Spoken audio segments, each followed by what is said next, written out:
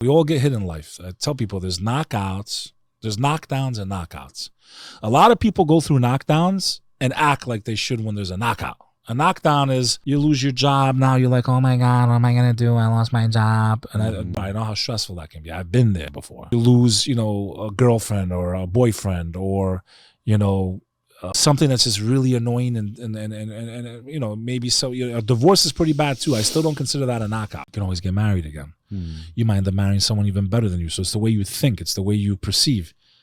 But a knockout is when you lose something you can never get back, man. And when someone passes away, man, 1 year goes by, 2 years go by, 10 years go by, and you're like, man, I'm never going to fucking see him again in this dimension, ever again.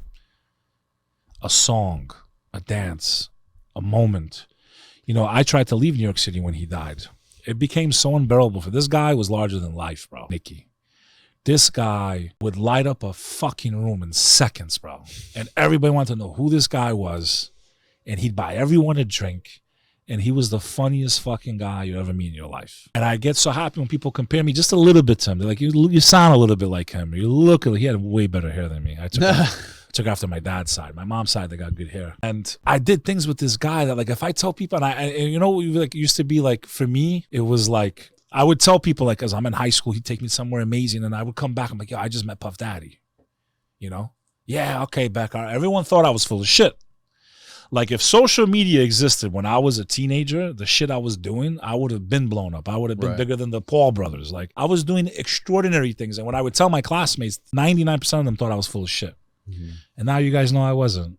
I wasn't a lady killer in high school. They thought I was a clown. But after high school, when I entered the nightlife, word got around town. Like, Beck Lover's like all over New York. Like, this guy's everywhere.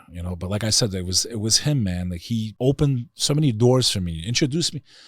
Like, I met the most amazing people because of this guy. And like the stories, like, so for me, like, when you go through that type of trauma, I was like, my first instinct was like to run. Every corner of New York's a memory. Every single corner. New York is not as big as you tourists think it is. Right. It looks high. That's about it. But it's not. It's 16 square miles or whatever it is. Every corner was a freaking memory, man. A song will come on. It was like you're being haunted and like instant tears. Instant tears. Everywhere I'm going. I don't know how I got through those years, man. All I had was a little voice inside. And like you said earlier, having a why. My why was my boys. I knew I couldn't give up because of them. But I understood for the first time why so many people give up, bro. When you experience that type of a loss, someone that you loved so much, even some people for divorce, they give up, bro. They take their lives, or so much domestic violence happens when that happens. It's not worth it, man. You can get married again. You will find love again. I understand you feel like you've been robbed of your time and you can't, but like everything happens for a reason, man. And when there's kids involved, but not to get off the tangent, you go through this trauma and you feel like you're never going to get out of it. That's a knockout. But you can get out of it and you will get back up. And that's why I got back. And that's why I understood for the first time that sorrow, why people take their own lives. I finally felt that pain. I also understood if I drank that could happen to me. And that moment of weakness, I'm drunk, just take your own life, man. Fuck it.